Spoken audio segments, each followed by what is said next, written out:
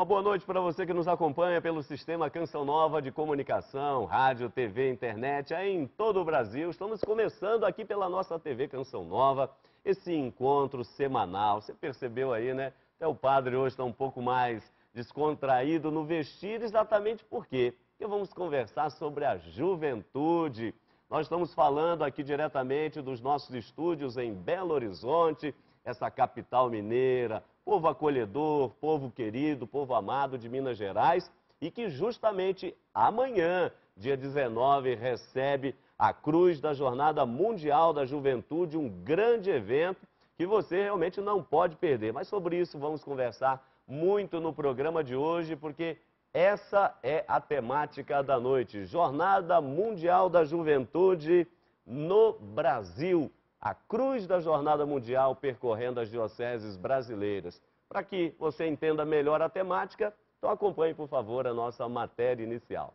Os símbolos da Jornada Mundial da Juventude, a cruz e o ícone de Nossa Senhora, iniciaram sua peregrinação pelo Brasil no dia 18 de setembro em São Paulo.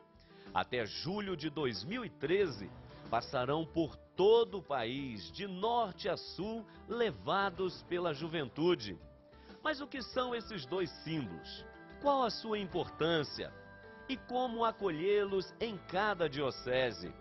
O Rio de Janeiro sediará a Jornada Mundial da Juventude e tem como tema Ide e fazei discípulos entre todas as nações.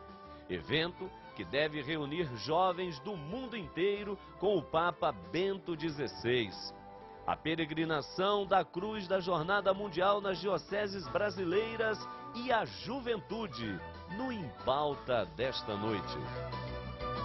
Muito bem, tá aí para você ter uma noção do que vamos conversar nesta noite. E aqui nos nossos estúdios a gente tem a alegria de receber pela primeira vez para participar conosco aquele que vai estar justamente aqui acolhendo, em nome da Arquidiocese, juntamente com o nosso arcebispo, Dom Valmor de Oliveira Azevedo, a Cruz da Jornada Mundial, o ícone de Nossa Senhora e, claro, essa celebração da juventude aqui em Belo Horizonte. E, claro, de Belo Horizonte para todo o Brasil.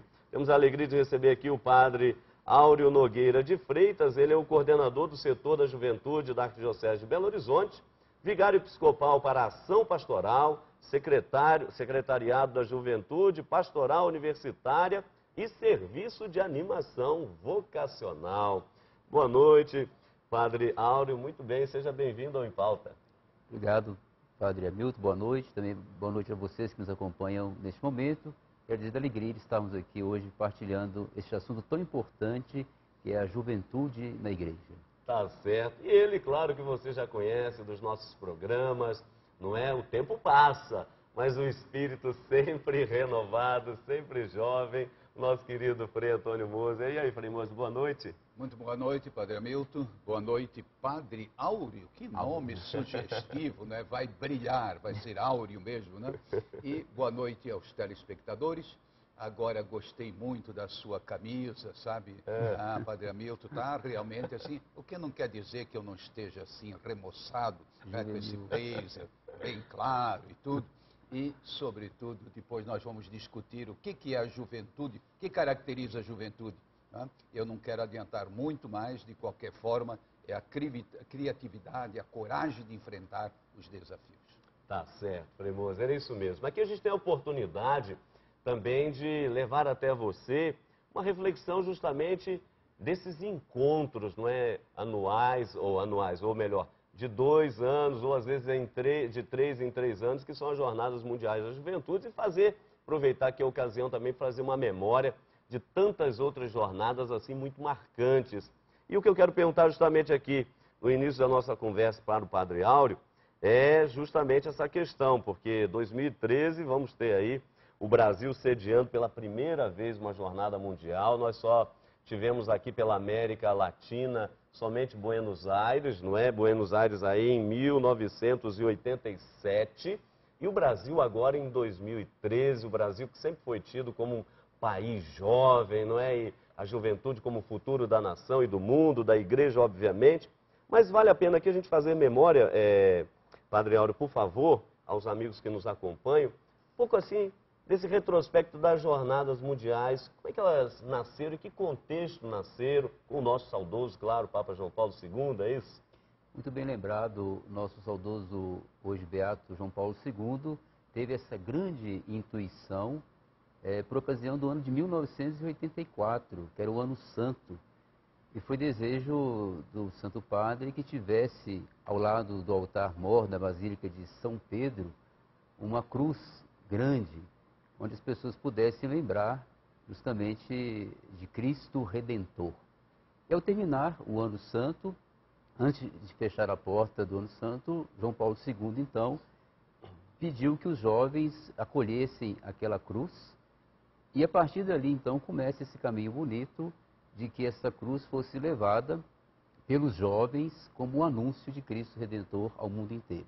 E daí desencadeia, então, a partir de 1985, começando em Roma, a primeira jornada mundial, acontecendo em vários países, trazendo assim essa história bonita dos jovens que se unem em torno desse ideal da cruz de Cristo. Agora, é muito interessante, Padre Áureo, justamente porque não foi uma coisa imediatamente programada, não é? Exato. A gente até poderia dizer assim, uma ação da graça de Deus, porque o Papa percebe os jovens, querido pelos jovens, e de repente resolve ter com ele encontros que de início se pretendia fazer todos os anos, depois se verificou que podia ser de 2 em 2 anos, e hoje até um pouco essa diferença, pode também ser até de 3 em 3 anos, mas quer dizer, não foi uma coisa planejada, Exato, foi a gente diria assim, uma ação da graça de Deus. Exatamente, o Papa João Paulo II sempre tinha um olhar todo especial para com a juventude, acreditando sempre na força evangelizadora que o jovem tem. E a partir desse seu carinho com os jovens, foi surgindo, por obra com certeza do Espírito Santo, essa dinâmica da Jornada Mundial, que hoje se torna uma marca bonita da presença evangelizadora da Igreja no meio da juventude.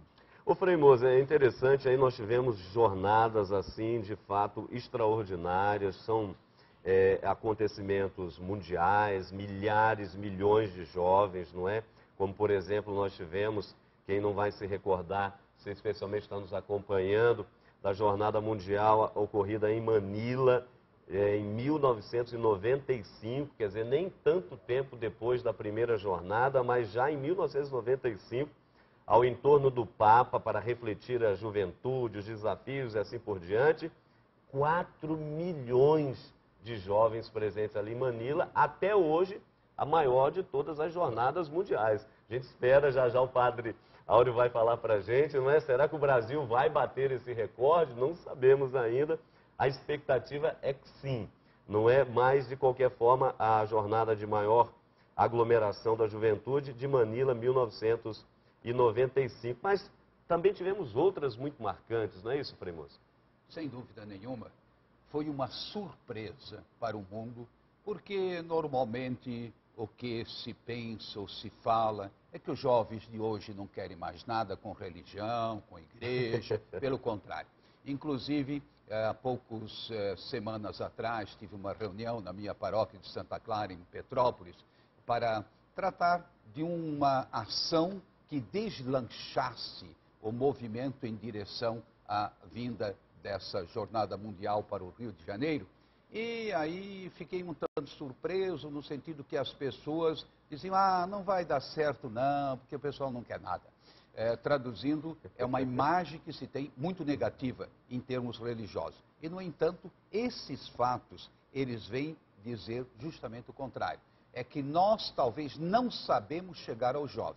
E, muito curiosamente, a primeira jornada, nessa primeira jornada, Papa João Paulo, que muita gente tem a imagem do Papa, assim, bem velhinho, né?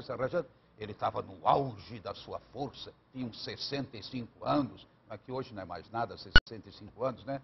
Mas ele, então, com aquela força, e transmitiu aquele elan.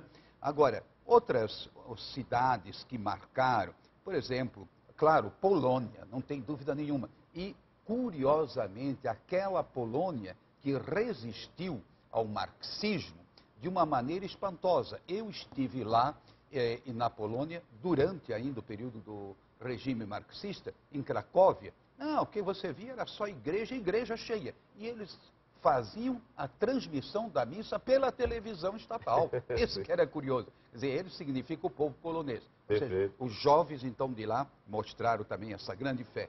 A mim, pessoalmente, me impressionou muito essa de Sydney, por exemplo. Né? Porque também a Austrália, sabe, assim, não tem aquela tradição cristã, a população também não é tão grande comparando com o Brasil, mas de qualquer forma, tá.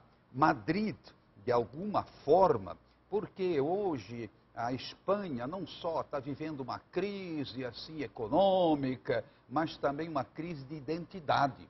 A Espanha, que era profundamente marcada pelo cristianismo, católica, apostólica, romana, aquilo foram aparecendo leis, uma atrás da outra, se contrapondo. Então, a impressão que se tinha é que, de fato, não, ninguém mais quer nada também lá na Espanha. E, no entanto, olha que demonstração de força, mais de 2 milhões de novo. Então, eu acho que até os próprios papas ficam surpresos, né, desse poder de mobilização que essas jornadas têm. E, para terminar, é claro que há muitos aspectos nessas jornadas a considerar, porque o jovem gosta de desafio. E talvez nós da igreja, assim, não sabemos colocá-lo diante dos desafios, ou seja, provocá-lo. Mas se ele não é desafiado, ele fica na dele. Agora, se é desafiado, vai então em frente.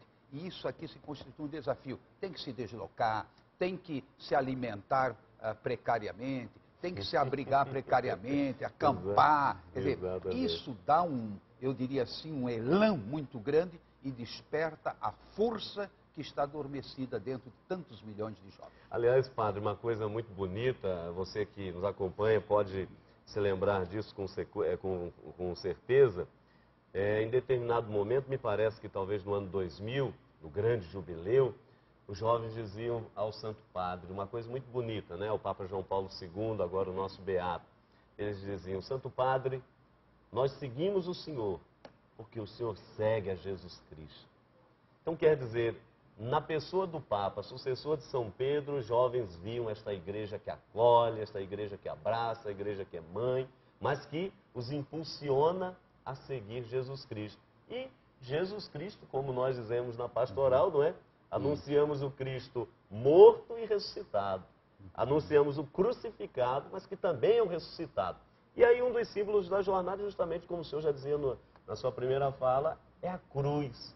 A cruz que nós estamos acompanhando, que chegou aqui no Brasil a partir de São Paulo, agora vem a Minas Gerais e depois vai se espalhar para todas as dioceses brasileiras, é a mesma do início e também o ícone de Nossa Senhora. E fale um pouquinho mais, por favor, dessa questão da cruz na Jornada Mundial. Inclusive, essa cruz vai estar chegando aqui amanhã, dia 19, na nossa arquidiocese. É aquela mesma cruz que no ano de 1984 estava lá ao lado do altar-mor na Basílica de São Pedro e que o Santo Padre entregou ali a um grupo de jovens representando ali toda a juventude da igreja no mundo inteiro. Então essa cruz, ela traz também toda essa energia bonita, onde se encontram as jornadas mundiais no mundo inteiro, e ali todos os jovens se congregam, se reúnem em torno desse mesmo ideal, desse objetivo. É sempre bom lembrar aquelas primeiras frases do Papa João Paulo II, quando iniciava o seu ministério como Papa: não tenhais medo de Cristo. Então, essa energia profunda da fé cristã no mistério da cruz de Cristo atrai justamente como perspectiva de compromisso com a vida. A cruz para nós é o símbolo do amor de Deus para com a humanidade. Como diz o evangelista São João, Deus amou tanto o mundo que Ele deu o seu Filho único. Então, carregar essa cruz significa trazer no coração o compromisso com a vida que brota do coração de Deus. E isso a juventude vai compreendendo à medida também que vão se encontrando. É impressionante, eu estive lá agora em Madrid, uma semana antes, participando da pré-jornada. Perfeito. Como dizia aqui o Frei Moser, é impressionante a gente perceber que a juventude se volta agora também com um olhar diferente para a perspectiva da fé. Então, as caravanas chegando, o esforço que é feito para ir até a jornada, muitas vezes esforço de maneira heróica para se chegar até lá. Então tudo isso atrai a juventude como esse ideal de encontro com Cristo. Tá certo. Olha, de fato o jovem realmente foi feito para o desafio, não é verdade? E é muito interessante a gente estar falando aqui das jornadas anteriores. Eu me recordo, por exemplo, da jornada ocorrida em 1997 em Paris, onde o Santo Padre dizia para os jovens: olha, meus jovens, o tempo não para aqui. Quer dizer, a jornada é pontual. Estamos agora reunidos aqui, mas não é para ficarmos aqui. Ou seja, vocês precisam sair pelas ruas do mundo, pelas ruas da humanidade e proclamar que Jesus Cristo é o Senhor para a glória de Deus Pai. Quer dizer, colocando o jovem a caminho. Isso é fantástico, porque mexe muito com a gente. Olha, nós vamos para um rápido intervalo, você não saia daí não. Estamos só aqui aquecendo as baterias, temos muita coisa boa para partilhar nessa noite. Inclusive, antes de ir para o intervalo, antes de irmos, quero mandar um grande abraço aqui para o nosso Bispo Auxiliar de Belo Horizonte, o nosso Dom Joaquim Moll, justamente, porque ele foi nomeado para a comissão especial, entre outros membros, mas vai fazer parte dessa comissão especial para a Jornada Mundial da Juventude 2013 aqui no nosso Brasil. Então, rápido intervalo e já já estaremos de volta.